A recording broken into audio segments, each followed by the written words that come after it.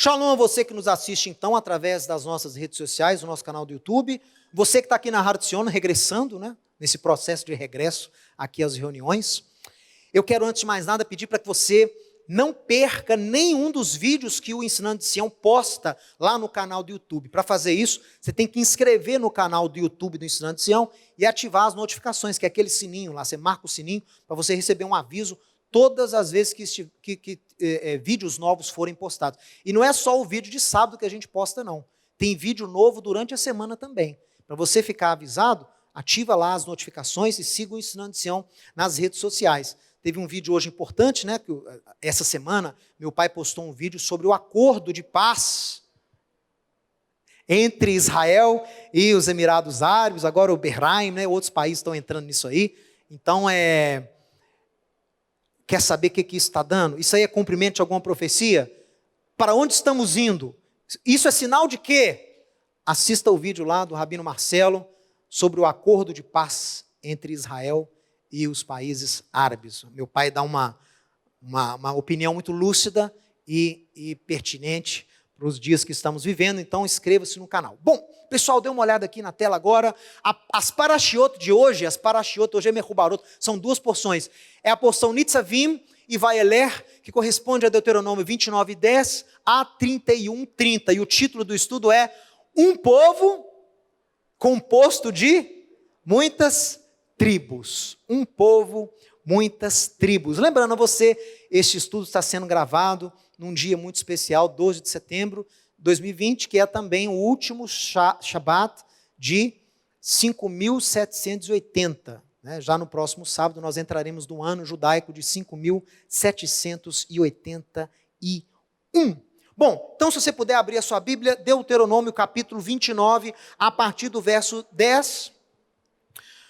As palavras aqui do verso 10 vocês estão nitzavim, nitzavim é aquela posição de sentido. Já viu o soldado quando está na posição de sentido? Nitzavim é você em pé, pronto para receber o quê? O comando.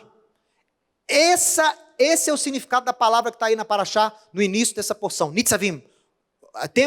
Nitzavim, vocês estão prontos, atentos, para receber o quê? Todo mundo, né? Os cabeças de Israel, os anciãos, os oficiais, os meninos, as mulheres, o estrangeiro, para que vocês entrem na aliança que o Eterno, seu Deus, sob juramento deu a vocês, para que te estabeleça vocês por povo e ele seja para vocês por Deus, assim como jurou para Abraão. Gente, isso aqui é importantíssimo. O que nós estamos vendo aqui é uma alusão profética à aliança de adoção. Essa aliança que Moisés está fazendo aqui com quem estava lá naquele dia, o que incluiu o estrangeiro, ele fala que é uma aliança para cumprir aquilo que ele prometeu para Abraão. O que ele prometeu para Abraão? Em ti, Abraão, serão benditas todas as famílias da terra. Essa é a promessa que ele deu a Abraão.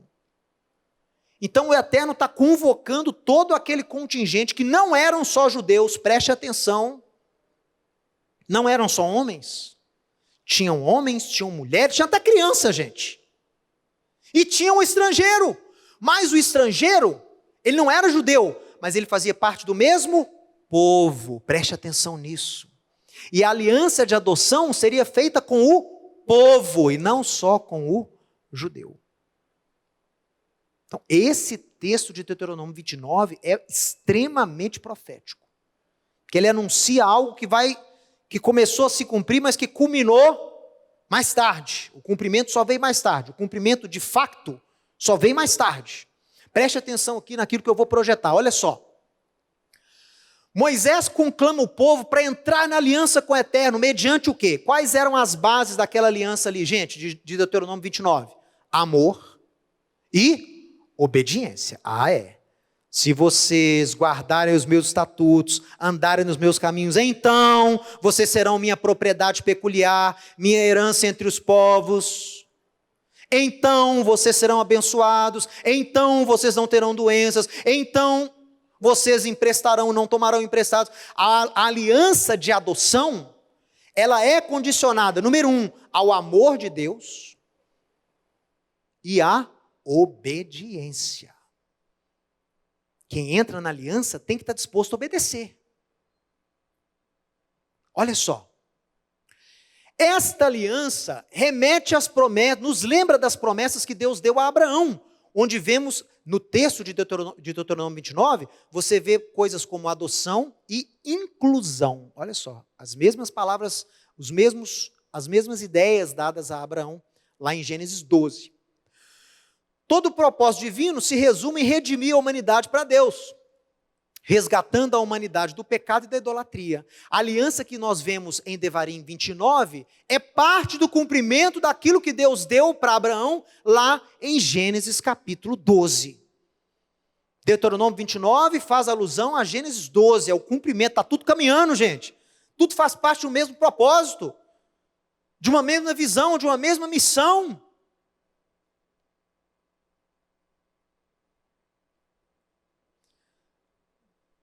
Vós estáis hoje Nitzavim, igual o Paulo leu hoje, Kulano Nitzavim, o Paulo leu com sotaque israelense, que é a porção dele, do bar mitzvah dele.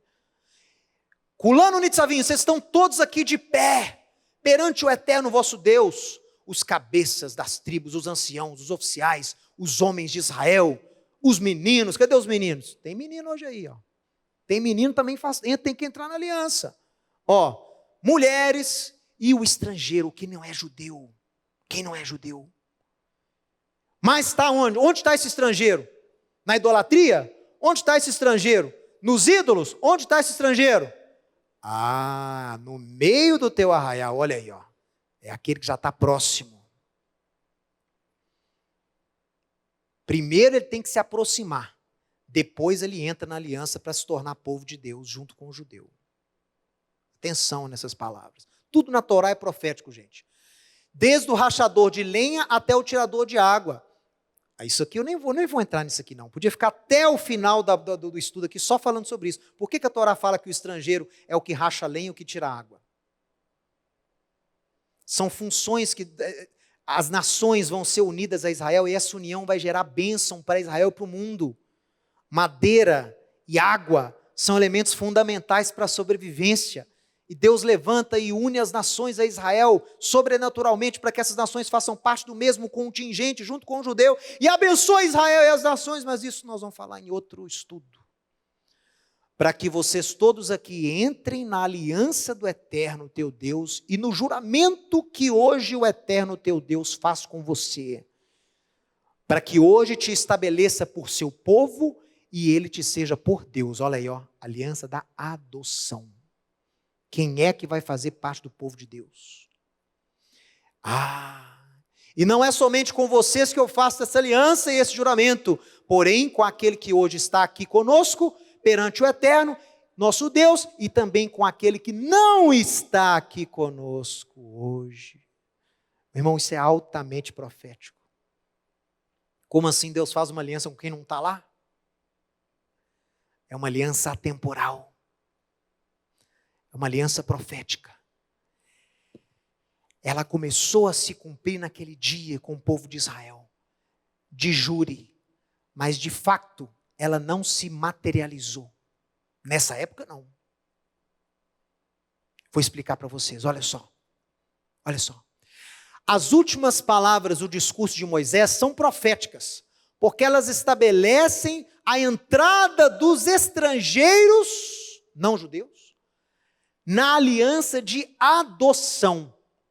Tanto os judeus, que são os herdeiros, como os co-herdeiros, entrariam nesta aliança baseada na graça e na obediência aos mandamentos de Deus.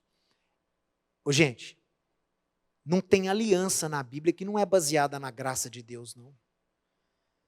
Não existe esse conceito que a graça só foi manifestada ao mundo com a vinda de Yeshua. A graça de Deus já era evidente ao longo da história de Deus com os homens e, mais especial, ao longo da história de Deus com Israel, meu irmão. Eu li para você aqui a semana retrasada, quando o judeu chegava lá em Jerusalém para oferecer as primícias dos frutos, qual que era a oração que ele fazia diante do sumo sacerdote? Diante do sacerdote. Deuteronômio 26. Arameu prestes a perecer foi o meu pai. E fomos para o Egito. E lá os egípcios nos maltrataram, nos oprimiram. E clamamos ao Eterno. E o Eterno ouviu a nossa voz, ouviu o nosso clamor. E nos tirou com braço forte e mão estendida. E hoje, eis que estamos aqui, oferecendo o fruto dessa terra que o Senhor nos deu, que mana leite e mel. Ô, gente, isso não é graça não. Uma multidão atravessando um mar, um pedaço de 18 quilômetros, 100 metros de profundidade, 18 quilômetros de extensão, 3 milhões de pessoas atravessando isso aí com pés enxutos. Você não acha que isso é graça de Deus, não? Mereciam ser salvos, mereciam ser tirados do Egito. Não foi por merecimento, foi por graça. Agora, há também uma graça profetizada que viria posteriormente, e essa graça incluiria perdão de pecados. Aí é diferente. Essa graça veio com Yeshua. Graça sobre graça, ou seja, a primeira graça o Eterno mostra ao longo da história junto com Israel. A segunda graça que ele habilita para o homem, disponibiliza, é a graça que Yeshua veio inaugurar, que aí essa aí tem a ver com perdão de pecados. Mas a graça do Eterno pode ser vista com Israel. Por isso que eu falo, a aliança de adoção, a aliança que Deus fez com Abraão, ela é baseada no amor e na obediência. E na graça de Deus. Olha só. Essa inclusão das nações em Israel, ela não foi só anunciada lá com Moisés, não. Ela foi anunciada por todos os profetas de Israel. A promessa que Deus ia juntar, unir as nações, resgatar as nações para Deus, existe desde Gênesis. Olha só, o que Isaías escreveu? 14:1, Isaías 14:1. Porque o Eterno se compadecerá de Jacó e ainda elegerá a Israel e os porá na sua própria terra. E unir-se-ão a eles os estrangeiros, e esses se achegarão. Ô, gente, olha o verbo que é usado aqui. Achegar quer dizer ser um, ser próximo, ser unido. Isaías profetiza, Deus vai abençoar Israel, e a forma como ele vai abençoar Israel vai ser o quê? Vai fazer unir a Israel as nações, chamadas pelo seu nome. As nações chamadas pelo nome de Deus. Se você ler Amós capítulo 9, que Tiago vai citar lá em Atos 15, o que Amós capítulo 9 diz? Nos últimos dias restaurarei o tabernáculo caído de Davi, vou fechar as suas brechas, para que eles alcancem os demais homens e todas as nações que são chamadas pelo meu nome. Olha aí, ó.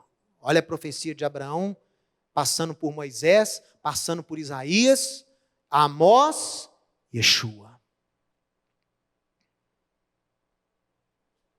O que eu quero mostrar para você nesses poucos minutos é que você faz parte de algo que começou muito antes de você.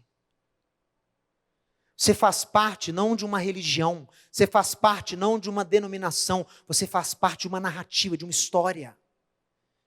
E essa história está sendo contada. Essa história não começou com Cristo, com Yeshua há 2000 anos. Essa história começou lá no Jardim do Éden, com Adão, há 5.781 anos. Você faz parte de um projeto de Deus para resgatar as nações, para redimir a terra. E esse projeto envolve Israel. E quem quiser fazer parte desse projeto tem que ser unido a Israel. Tem que estar junto, tem que estar usando esse verbo aqui, ó, tem que se achegar. Não tem aquela pessoa que hoje em dia fala, né? O meu chegado. Na verdade é o meu achegado. Mas o pessoal fala coloquialmente o quê? É o meu chegado. O que é o meu chegado? É esse que você tem que ser com Israel. É esse que você tem que ser com a casa de Jacó. Você tem que ser achegado, tem que estar unido, tem que estar próximo. E não é uma proximidade física, literal, não, gente. É uma proximidade o quê? De comunhão, de união, de unidade. Não veja Israel como um contingente separado, uma coisa longínqua, você que crê em Yeshua, não. Veja Israel como parte do seu povo. É o povo que você foi enxertado, é o povo que você foi unido, é o povo que você foi achegado. Não são estranhos mais, não pode ser estranho para você mais.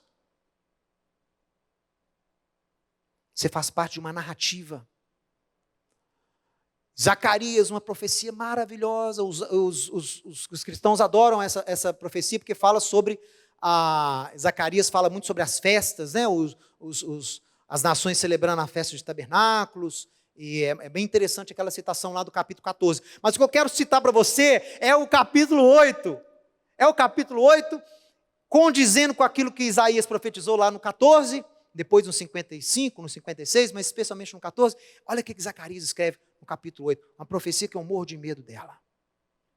Eu tenho medo dessa profecia. Virão muitos povos e poderosas nações buscar em Jerusalém ao Eterno dos exércitos e suplicar o favor do Eterno.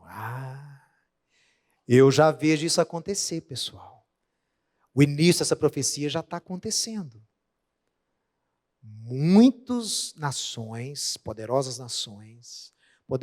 denominações, estão indo a Israel buscar o Senhor dos exércitos e o seu favor. Estão reconhecendo que Jerusalém não é só mais uma cidade aí na terra. Israel não é só mais um país do Oriente Médio. Tem algo aí e estão começando a querer se aproximar. Estão buscando. Assim diz o Senhor dos exércitos. Naquele dia, ou seja, nesse dia aqui, já está acontecendo. Sucederá que pegarão 10 homens, 10 dá a ideia de Miniã, né? Uma autoridade constituída. E outra, 10 dá o caráter de representatividade. Lembra lá que se tivessem 10 justos, Sodoma não seria destruída? Um serviço judaico só pode acontecer com 10 judeus? 10 dá a questão de legitimidade, 10 representam a maioria. Então 10 homens, ou seja, as nações no futuro, de todas as línguas das nações, pegarão na orla da veste de um judeu. O que é o original aí? Tzitzit, é isso aqui, ó. É a franja do talite do judeu, é isso aqui, ó. Filma aqui, ó. É o tzitzit. Então, 10 gentios que estão buscando o favor de Deus em Jerusalém, que estão querendo se aproximar de Israel, vão achar um judeu, e eu acho que vai ser um judeu discípulo de Yeshua, e vão pegar, vão puxar. Puxa aí, fininho. Você quer a bênção? Então puxa. Isso, ele vai puxar, porque ele quer. O que é o puxar? Vão pegar no tecido. Eles querem ir. E vão falar para ele, solta esse judeu, larga esse judeu para lá, não vai para Israel não volta para Jerusalém, não procure restaurar a raiz, larga esse Israel para lá, deixa isso para lá, irmão. Ele vai puxar, e ele vai agarrar, e o que eles vão dizer? Iremos com vocês, aqui está no plural, iremos com vocês. Ô, gente, eu não posso ficar muito nessa profecia, mas olha só, vão pegar o tzitzit de um judeu, então o judeu é um, e depois eles vão dizer, iremos com vocês, porque temos ouvido que Deus está com vocês. Então, esse judeu, que os gentios vão puxar o seu tzitzit, vai fazer com que essas nações se aproximem não só a esse judeu, mas ao povo dele, porque o gentio vai falar, iremos com vocês. Quem seria esse judeu que as nações vão agarrar no seu tzitzit para conduzi-los de volta a Sião?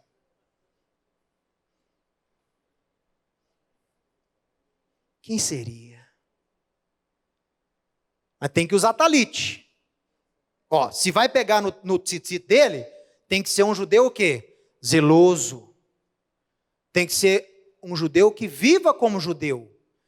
Não um judeu que viva como um gentio.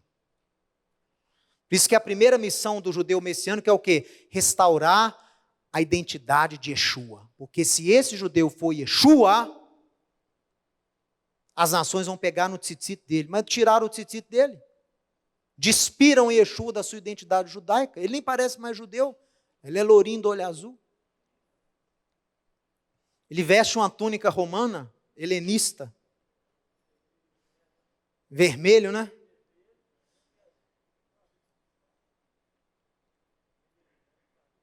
Ele não fala mais hebraico, ele fala latim. A sede dele deixou de ser Sião, o Monte Moriá passou a ser Roma, o Vaticano. Então a primeira coisa é o quê? Restaurar essa identidade desse judeu, do Messias Yeshua, perante o mundo, para que o mundo, as nações possam o quê? Peraí. Yeshua judeu, rei de Israel, nós vamos com você, porque você vai nos aproximar ao seu povo. Quem está entendendo aí, pessoal? Quem está pegando? É muito importante você entender o fluir das profecias. Então lembra, essa inclusão das nações no povo de Deus, essa oportunidade das nações se tornarem parte do povo de Deus. Israel é o povo de Deus. Abraão foi escolhido para dar origem ao povo de Deus em Isaac. Porém, há oportunidade de outros povos, existe oportunidade para outros povos entrarem nessa adoção, entrarem nesse contingente especial. Mediante o amor, a graça e a obediência. Foi profetizado por Moisés, foi profetizado por Isaías, foi profetizado por Zacarias, mas eu nunca vi na Bíblia, na história de Gênesis a Malaquias, não vi se cumprindo, de fato. De juro eu vi os profetas anunciando. As nações se uniriam, as nações se chegariam, as nações seriam aproximadas, buscariam o favor de Deus em Jerusalém. Mas ao longo da história de Israel, algum rei proporcionou essa inclusão? Teria sido Jeroboão? Teria sido o rei Ezequias? Teria sido o rei Asa? Qual rei incluiu as nações na aliança de adoção? Qual rabino? Teria sido o rabino Akiva? Teria sido o rabino Shimon Bar Yochai? Teria sido Maimônides? Moshe ben Maimon? Teria sido Narmânides? Teria sido Rashi? Será que Rashi foi o grande rabino de Israel que fez essas profecias da inclusão se cumprir?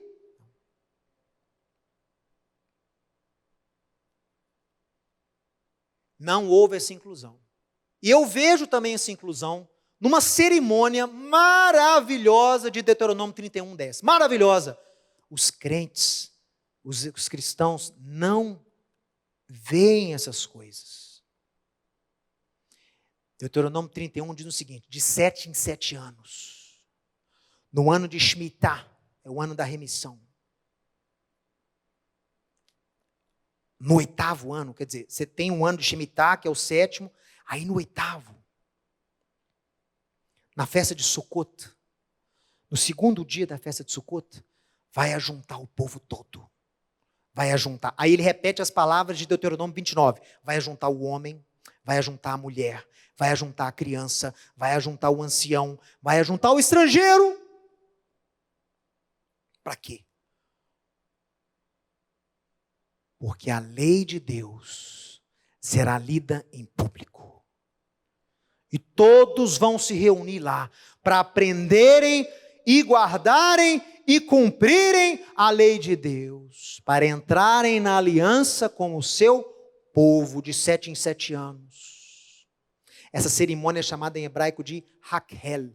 Diga aí, Hakhel. Hakhel. Hakhel é o verbo usado para ajuntar. Olha só o que diz lá Deuteronômio 31:10.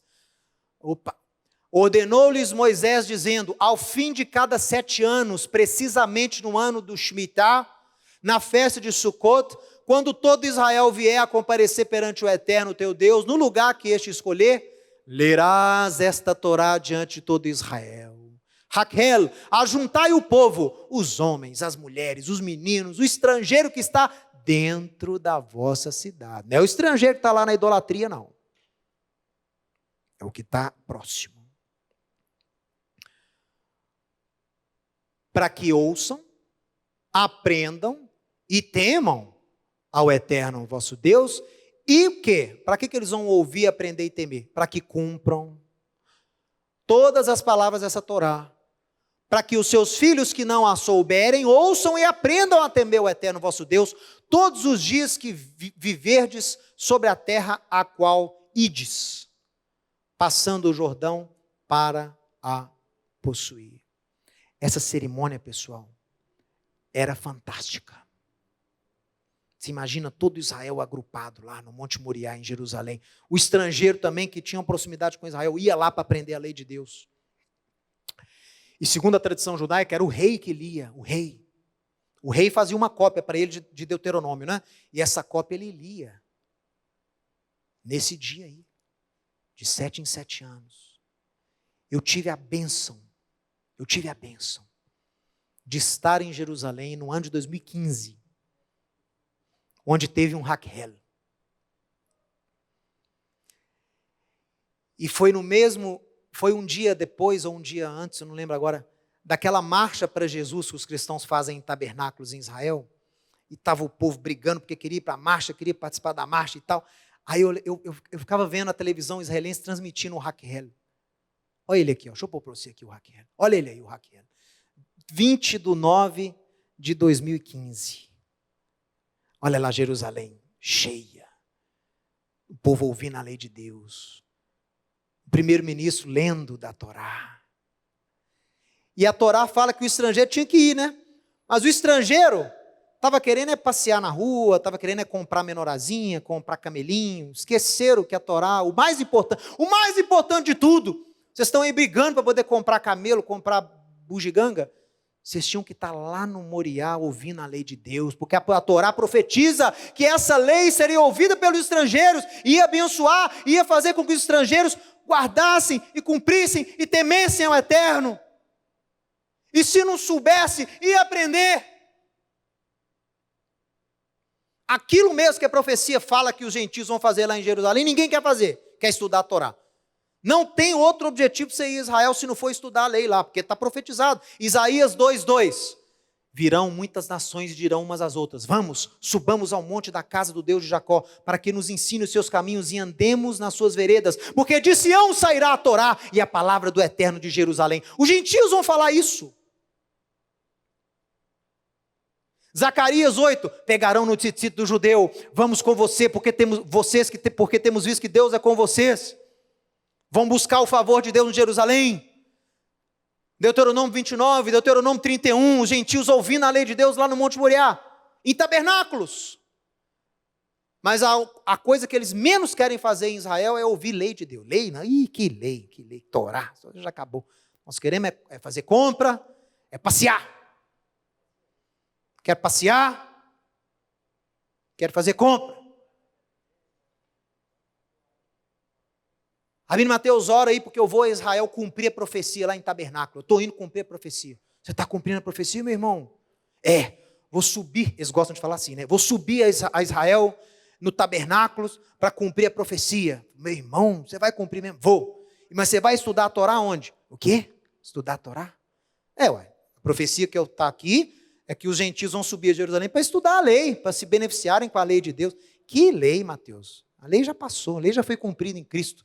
Eu estou noutra. Então, essa realidade, meus irmãos, que eu fui confrontado lá em 2015, me deu muita tristeza. Que é o que os gentios tinham que estar fazendo lá em Jerusalém, como parte do povo de Deus, né? Como igreja, era estar interessado. Teve um evento lá, nenhum cristão foi. Olha aí que bonito. Olha como que era nos dias do templo. Olha aí. O sacerdote lendo a Torá. Olha lá, num púlpito, num abimá aqui, ó. É um púlpito de madeira. O sujeito lia a Torá lá em cima. Ficava na corte das mulheres, pessoal. Olha aí, ó. Na corte das mulheres. As mulheres aqui em cima. Olha aí, ó. Lia a Torá. Lia Deuteronômio. E os levitas explicavam. Maravilha. Agora, quando o Deuteronômio 31 diz que o povo ia ouvir a palavra lá no Raquel, para cumprir todas as palavras da Torá, preste atenção numa coisa. Eu preciso que você analise o texto. Olha aqui. Cumprir todas as palavras dessa Torá não significa que homens, mulheres, menino e estrangeiro vai guardá-la da mesma forma. Por quê? Todos os mandamentos concernentes a cada um dos grupos têm que ser guardados. Tem mandamento para homem que não é para mulher. Tem mandamento para mulher que o homem não consegue guardar. Tem mandamento para filho que não é para pai. Tem mandamento para estrangeiro, tem mandamento para judeu que não é para estrangeiro. Então, quando fala assim, vocês vão guardar todas as palavras dessa Torá, porque tem gente que me fala, que cita esse versículo para mim, e fala assim, tá vendo, Mateus?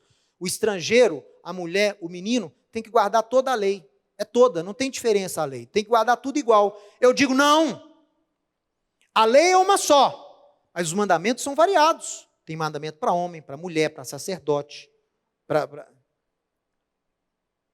É variado. Você guarda os mandamentos concernentes a você. Aí sim. Aí o estrangeiro vai guardar.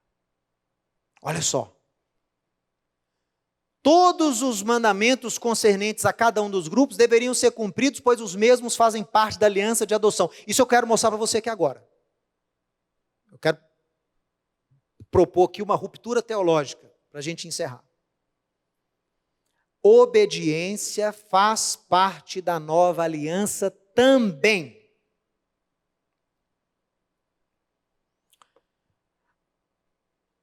Aliança abraâmica, obediência, fé.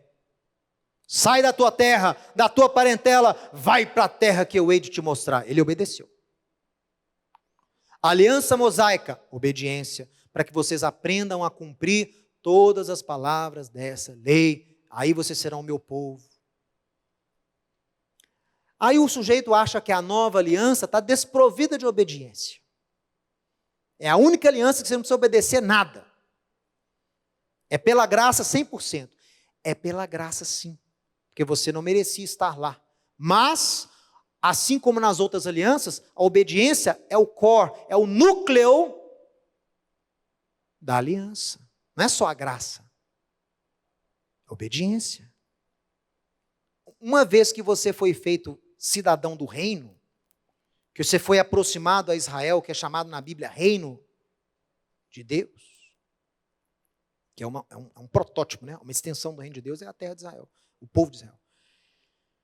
Você foi feito concidadão, olha aí, ó, co-herdeiro, co-participante, foi trazido, sem a menor chance, sem ter descendência judaica, sem ter nada, foi trazido, foi feito co-herdeiro, co-participante, concidadão, acesso às mesmas promessas, aos mesmos juramentos, à mesma herança, às mesmas alianças. Aí uma vez lá dentro você vai começar a agir como se você fosse cidadão de outro reino? Não, meu irmão. Cidadão no reino são leis, você tem que acatar as leis do reino. Você tem que acatar o modus vivendi do reino, a forma de se viver dentro do reino. E esse reino tem leis. Esse reino tem um rei. Esse reino tem uma constituição, a constituição dele aqui, ó. Essa constituição determina como você se relaciona com o próximo, como você se relaciona com seus filhos, com seus pais, com sua esposa, com Deus. Agora você faz parte do reino e quer viver igual um renegado? Olha só. Aliança a nova também inclui obediência. Lembra esse texto aqui, que é um texto extremamente problemático, Hebreus 5:9? O pessoal morre de medo de eu ler em público aqui. E por isso eu vou ler agora. Porque eu sei que o pessoal tem medo. Mas eu vou lê-lo. Por quê, meu irmão? Porque as pessoas esquecem-se que a nova aliança inclui, exige obediência. Não para você ser salvo. Você foi salvo pela graça. Você foi anexado, ajuntado, aproximado, enxertado, tudo pela graça. Amém? Diga amém. Mas, uma vez tendo sido feito filho, o que vai determinar o seu sucesso é a sua postura, é a sua obediência. O autor de Hebreus, que a gente não sabe se foi Paulo, escreveu em Hebreus capítulo 5, a partir do verso 7. Deixa eu ler a partir do verso 7. Está falando de Yeshua, né? Faz aquela comparação lá de Melquisedeque com Yeshua, fantástico, os crentes adoram, né? Só que eles não continuam lendo. Olha só. Ele, verso 7, Hebreus 5, Yeshua nos diz que ele era ser humano, com carne, tendo oferecido com forte clamor e lágrimas, orações e súplicas a quem o poderia livrar da morte, e tendo sido ouvido por causa da sua piedade, embora foi filho, aprendeu a obediência pelas coisas que sofreu. Olha para mim, olha para mim. Você que está em casa, olha para mim. Yeshua não foi para a morte prazeroso, não alegre, não. A morte é algo estranho ao ser humano. Deus não criou homem para morrer. Todo justo tem amor, não à vida, mas ele é grato ao dom da vida que Deus o deu. A vida é o dom mais importante que nós temos. Quando Moisés relatou que ele seria morto, ele não foi regozijando para a morte, ele foi argumentando com Deus. Ele pede a Deus para não morrer e entrar na terra. Yeshua no Getsemani, no jardim do Getsemane, ele chora.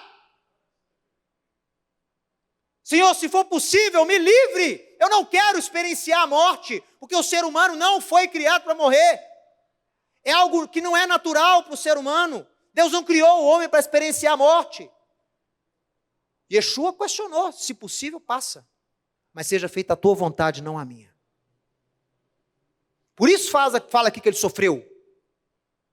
E aprendeu a obedecer pelas coisas que sofreu. Verso 9. Yeshua, tendo sido aperfeiçoado, que ele sofreu, obedeceu, foi aperfeiçoado, se tornou autor de salvação eterna para todos os que lhe obedecem. Se tornou fonte de salvação para quem lhe obedece. Aqui. Eu sei, tem a questão de clamar, tem a questão de confessar o nome dele, tem tudo isso aí. Mas além disso, aqui é claro, por ele ter obedecido, ele se tornou fonte de salvação eterna para todos que lhe obedecem. Aquele que me ama, guarda os meus mandamentos. Pensa nisso. Como essa inclusão foi feita das nações em Israel, das nações como povo de Deus? Foi algum rabino? Foi algum profeta? Foi algum político? Não, meu irmão, leia aqui o texto. Essa inclusão é profetizada e anunciada, mas ela não acontece até que Deus enviasse o seu ungido, o Messias Yeshua, para cumprir as palavras de Moisés, dos profetas. Em Yeshua, Israel renova sua aliança de adoção com Deus, mediante a graça de Deus, dessa vez perdoadora. Em Yeshua, as nações da terra podem ter acesso à bênção de Abraão, sendo redimidos e tornando-se co-herdeiros e coparticipantes das promessas juntamente, não no lugar de, juntamente com Israel, compartilhando junto com Israel da adoção, compartilhando junto de Israel da Torá, assim como profetizado na cerimônia do Hakhel, em Yeshua, todos podem permanecer perante o nosso Deus como sendo uma só família, submetendo-se ao mesmo governo, o governo do eterno, a sua lei, meu irmão. Olha aqui, ó, vamos chamar o rabino Shaul, o apóstolo Paulo, para nos ajudar. Paulo escreveu em Gálatas 3:26, porque vocês, gentios, vocês são filhos de Deus, mediante a fé em Yeshua, porque todos quanto fostes batizados do Messias vocês se revestiram. De Sarte, não pode haver judeu nem grego, nem escravo nem liberto, nem homem nem mulher, porque todos vocês são um no Messias Yeshua. E se vocês são do Messias Yeshua, vocês também são descendentes de Abraão e herdeiros segundo a promessa. Lá no Hakhel, lá perante o rei, não tem diferença de homem, mulher, judeu, não judeu, grego, nem nada disso. Lá está um povo só reunido.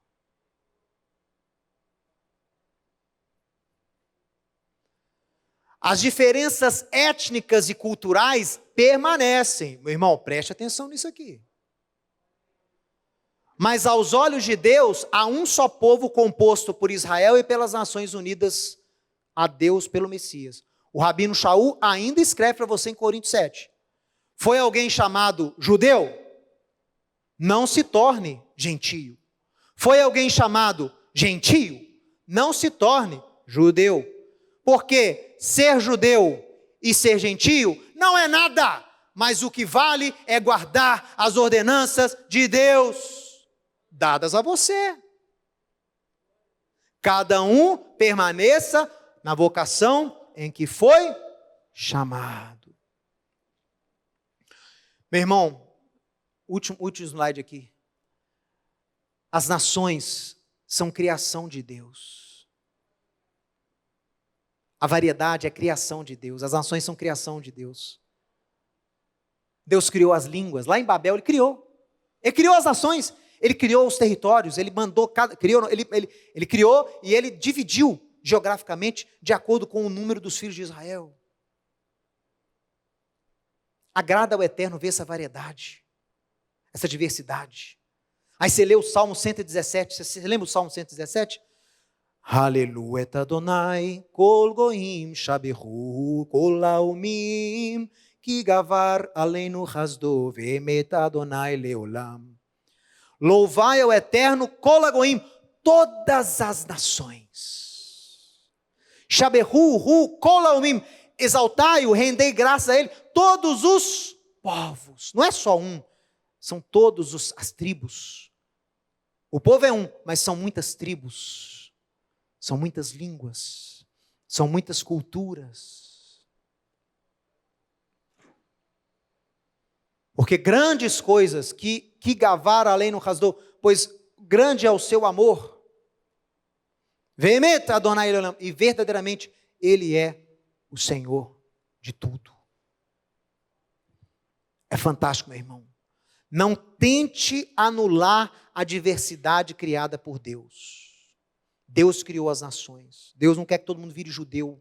Deus não quer que todo mundo vire tribo de Israel. Ah, agora eu sou da tribo de Efraim. Por que você é da tribo de Efraim? Porque eu creio no Deus de Israel e eu não sou judeu, mas eu descobri que eu sou de Efraim. Aí fica nessa paranoia aí de descobrir qual tribo você pertence. Né? Qual tribo você é? E fica assim, né? Aí começa a descobrir, eu sou de Levi, aí eu sou de Simeão, eu sou de Gad. Mas como é que você sabe isso, meu irmão? Deus me revelou num sonho, eu vi um lobo lá, rugindo para mim, fazendo careta para mim. Aí eu sou de Naftali. Não, lobo é quem? Beniamim, obrigado. Eu sou de Beniamim porque eu vi o lobo rugindo para mim na lua cheia.